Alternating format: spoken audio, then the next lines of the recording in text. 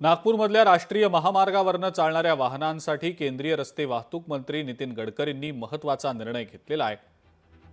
राष्ट्रीय महामार्गावर वाहनांना वार्षिक 3,000 रुपये जमा करून 200 फेऱ्या करता येणार आहेत, त्यामुळे याचा फायदा वाहन चालकांना होणार आहे।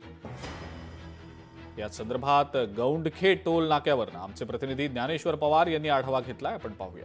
केंद्रीय मंत्री नितीन गडकरी यांनी राष्ट्रीय महामार्गावर चालणाऱ्या वाहन चालकांसाठी एक आज महत्त्वपूर्ण जे आहे ते निर्णय घेतलेला आहे।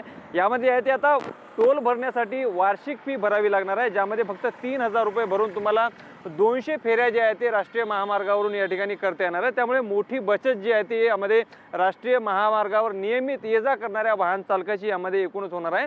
एकूणच यामध्ये ज्या पांढऱ्या प्लेटच्या ज्या वाहनं असतील, या वाहनांना जे आहे ते यामध्ये ही सवलत दिल्या गेलेली आहे। मात्र ज्या व्यावसायिक गाड्या असतील, पिवळ्या प्लेटच्या गाड्या असतील, या गाड्यांना जे आहे ते ही योजना जी आहे ती लागू नसणार आहे। काय वाटतं, केंद्रीय मंत्री नितीन गडकरी यांनी आज महत्त्वपूर्ण निर्णय जे आहे ते टोल संदर्भात घेतला आहे, यावर तुमचं काय मत आहे?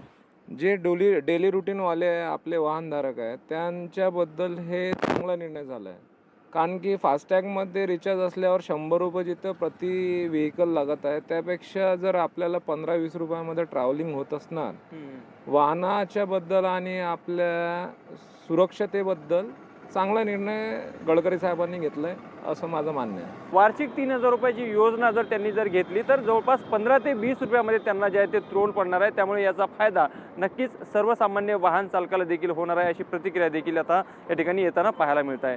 लोकशाही मराठीकरता मी ज्ञानेश्वर पवार, नागपूर।